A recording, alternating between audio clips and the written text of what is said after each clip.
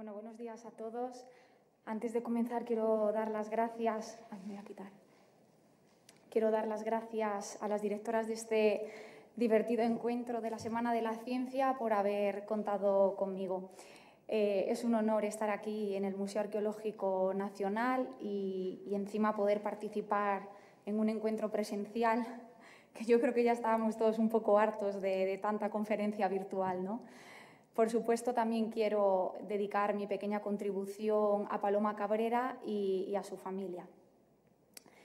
Bien, el propósito de esta comunicación es hablaros de las sacerdotisas de Dioniso, fundamentalmente de cómo era en la antigüedad clásica la sacerdotisa ideal del dios. Para ello necesito que todos nos teletransportemos a aquella época y yo me voy a convertir en una especie de coach de aspirantes a ser la mejor oficiante. Os voy a dar las claves a todas las mujeres que estáis en esta sala para convertiros en la perfecta sacerdotisa de Dioniso. Y para abordar tal propósito voy a analizar la información que ofrecen las fuentes literarias y epigráficas. Debo decir que no hay demasiada información al respecto, pero bueno, de lo poquito que conservamos sí hay datos muy interesantes.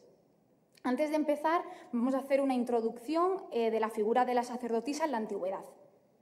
Ya sabréis que las mujeres en la Grecia antigua estaban destinadas a preservar el buen funcionamiento de la casa y de la familia, pero tenían acceso al ámbito público mediante su participación en rituales religiosos, ya fuera como seguidoras o devotas o como oficiantes. Las sacerdotisas eran las únicas mujeres que podían ejercer un cargo público oficial. El sacerdocio, por lo general, seguía un criterio de género. El culto de los dioses se confiaba a los sacerdotes y el de las diosas a las sacerdotisas, aunque esta regla no se cumple tajantemente, pues conocemos excepciones, por ejemplo, las que se refieren a Dioniso o también, al contrario, sacerdotes en el culto de diosas, como los de la diosa Deméter, ¿no? Por ejemplo, que también están atestiguados. La hiereia, la sacerdotisa, por tanto, desempeñaba en primera instancia el mismo papel que el sacerdote. Eran preparadas desde niñas a ejercer el sacerdocio a través de un amplio abanico de servicios sagrados e iban asumiendo mayor responsabilidad con la edad. El servicio que prestaban las sacerdotisas en el acto ritual consistía principalmente en portear ciertos objetos en las ceremonias, pero iremos descubriendo en esta comunicación que no es su única función. Vamos a empezar con los requisitos de las aspirantes. El primer requisito, lo siento chicas, pero uno de los requisitos es la virginidad. Aunque debo decir que no es un requisito para, es un requisito para muchas, pero no todas las sacerdotisas. Pausanias cuenta, por ejemplo, que la sacerdotisa del santuario de Heracles, en este caso, que estaba en la región de Beocia, era virgen hasta que moría. Sí es cierto que la imposición era algo permisiva y os cuento más ejemplos. Las sacerdotisas de Artemis Triclaria, en la región de Acaya, podían ejercer el sacerdocio de la diosa hasta que se casaban y tenían relaciones con sus maridos.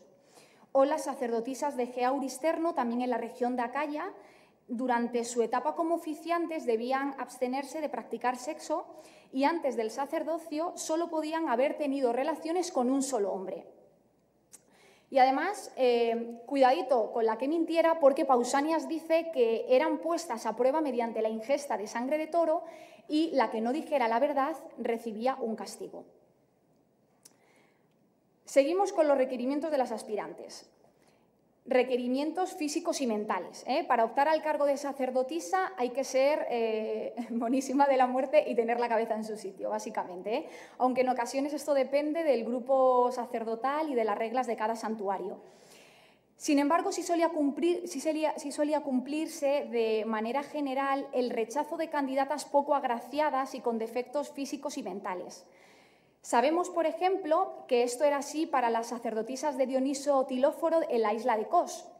Tenemos el testimonio de 2 inscripciones halladas en esta isla, en las que se cuenta que se ha puesto en venta el cargo de sacerdotisa vitalicia de Dioniso y este no podía ser adquirido por una mujer que no estuviera sana. Esto es muy interesante porque, a diferencia del material que nos proporcionan autores, ¿no?, como Pausanias, que en ocasiones cuenta lo que ve, en otras lo que le han contado y en otras lo que, bueno, seguramente inventaba, las inscripciones informan de datos generales y muy específicos de la vida religiosa real, ¿no? Y esto es muy importante, es decir, de la preparación y del desarrollo de los actos religiosos que existieron, que tuvieron lugar en diferentes periodos de la historia, en diversas áreas geográficas y en honor de las distintas divinidades. ¿No? Dice, os he traído estas dos inscripciones que dicen que los vendedores ofrezcan el sacerdocio de Dioniso Tilóforo, que la que lo compre esté sana y saludable y que el sacerdocio sea vitalicio. Además, si os fijáis, en la cronología de ambos testimonios no son coincidentes en el tiempo, lo que demuestra que este requisito para obtener el cargo de sacerdotisa de Dioniso era habitual en el culto del dios practicado en la isla. Otro requisito de las aspirantes es ser honrada y virtuosa. Para poder ejercer como sacerdotisas debéis demostrar que cumplís el cargo rectamente y de acuerdo con la moral que se espera, especialmente en lo referente a la transparencia en los negocios y actividades y al respeto por el cargo en sí mismo y a la propiedad ajena. En definitiva, que vuestro cargo no sea objeto de prevaricación ni corrupción, ¿no? Y además de ser honradas, que destaquéis por vuestras virtudes. Si esto lo cumplís, además cuando fallezcáis lo van a reflejar en vuestra lápida, ¿no?, como le sucedió a esta sacerdotisa de Dioniso que ejerció su cargo en la ciudad de Mileto, en Asia Menor, entre finales del siglo III a.C. y principios del II, ¿no?, que además es una... luego hablaremos sobre esta oreivasía. A la sagrada sacerdotisa, a Dios habréis dicho vacantes de la ciudad. Es ley divina este homenaje para una mujer virtuosa. A vosotros os guiaba hacia el monte y llevaba todas las ceremonias y objetos sagrados marchando a la cabeza de toda la ciudad, ¿no? La inscripción funeraria, como veis, deja claro que fue venerada esta sacerdotisa por su comunidad, por su virtuosismo a la hora de ejercer su cargo y gracias a la importante función ritual pública que desempeñó. De la isla de Santorini se conoce también un caso de sacerdotisa de Dioniso del siglo I después de Cristo que pone de manifiesto el virtuosismo y la conducta intachable de la oficiante femenina, ¿no? Y bueno, pues esto también pues, se lo plantaron en su lápida. Dice, sacerdotisa hereditaria de Dioniso, el dios de cabecera de la ciudad, por su virtud y honradez. Bueno, pues una vez conocemos los requisitos para poder ser sacerdotisa de Dioniso, ahora vamos a pasar a la segunda parte del curso, que son las funciones que debéis desempeñar en el acto ritual, ¿no? La primera función es portear objetos en las ceremonias religiosas. Esto hace que, a su vez, os hagáis especialistas en diferentes oficios sagrados, ¿no? Podéis ser arréforos, ¿no?, portadora de objetos sagrados, portadora de la antorcha, hidroforos, la que lleva el agua sagrada, cleidoforos, portadora de la llave del templo, la portadora de las cestas sagradas, ¿no? También anzoforos, la que lleva las flores. Y además de portear objetos, también hay otras profesiones relacionadas, ¿no?, como la de plíntrides, la lavadora de las ropas de las estatuas de los dioses, lutrides, preparadora de la limpieza de la estatua, cosmeteria, la que adorna las estatuas, ¿no?, y las deja bonitas. Otra de las funciones de las sacerdotisas es consagrar objetos al dios, ¿no?, cosa que también van a recalcar en vuestro currículum, tal y como le sucedió a la compañera llamada Critarista, otra sacerdotisa de Dioniso del siglo I después de Cristo, cuyo cargo desempeñó también en la isla de Santorini, ¿no?, como podemos leer. Dice, la Geraira de Dioniso, el dios a la cabeza de la ciudad y el más distinguido de los dioses, Critarista, hija de Diodoro, una vasija a sus expensas dispuso para el dios. Guiar procesiones y celebrar las fiestas dionisíacas, ¿no? Retomamos de nuevo la inscripción de la sacerdotisa virtuosa que ejerció su cargo en la ciudad de Mileto, ¿no?, en Asia Menor, entre finales del siglo III a.C. y principios del II. Porque, si os habéis fijado bien, ¿no? Y como también habíamos comentado, además de alardear de su virtuosismo, recuerda que fue la encargada de guiar al monte, ¿no? De emprender esa oreivasía a todos los fieles y seguidores de Dioniso, dirigir la ceremonia y también, por cierto, de portear objetos sagrados, ¿no? Dice, a vosotros os guiaba hacia el monte y llevaba todas las ceremonias y objetos sagrados marchando a la cabeza de toda la ciudad. Luego hay otro testimonio, en este caso literario, que nos cuenta Pausanias, que dice que la hija de Castalio de Delfos, que se llamaba Tía, fue la primera sacerdotisa de Dioniso en esta ciudad y también la que inauguró las celebraciones en honor del dios. Y será por ella, ¿no? Por esta mujer que se llamaba Tía, por quien las mujeres poseídas por la locura dionisiaca en Delfos se van a llamar Tíades. Otra de las funciones va a ser realizar sacrificios. Como parte del rito, el sacrificio es la parte quizás más sagrada, ¿no? de la ceremonia.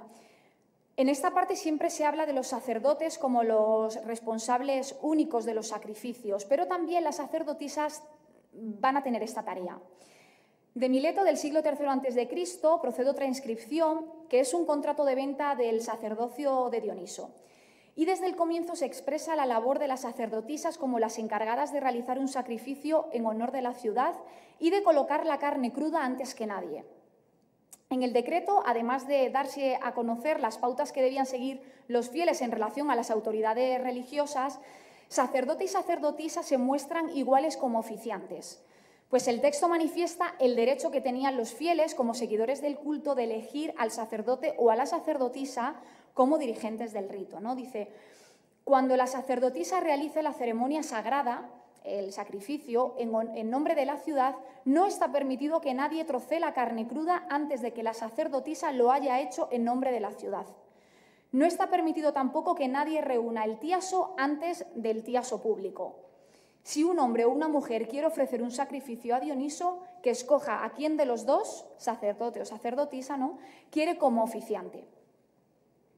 Otra de las funciones es ser responsables y administradoras de las fieles aspirantes a futuras sacerdotisas, ¿no? O sea, vamos, más o menos las sacerdotisas becarias, ¿no?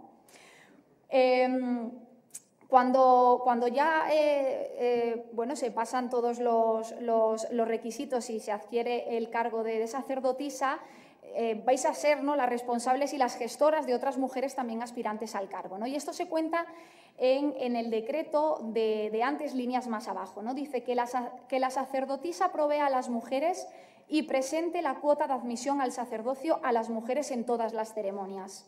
Y si una mujer quisiera iniciarse en el culto de Dioniso Baco en la ciudad, en el campo o en las islas, deberá pagar a la sacerdotisa estateros en cada fiesta trietérica. O sea que encima también, por cierto, la preparación para el sacerdocio valía dinero.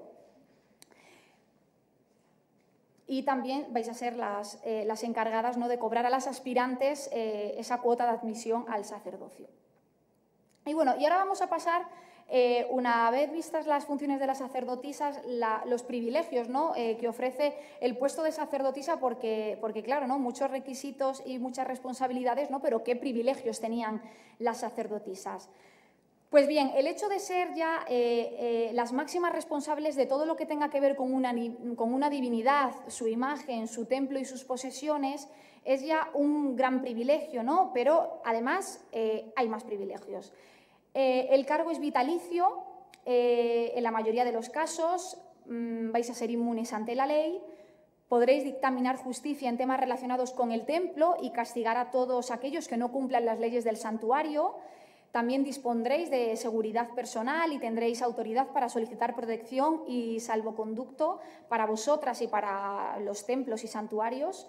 Vais a recibir una prestación pública, estaréis libres de pagar impuestos y tributos, vais a poder disponer de todas vuestras posesiones, disfrutaréis de los mejores sitios en banquetes y teatros, dispondréis también de los mejores productos alimenticios, ¿no?, leche, miel, aceite, vino.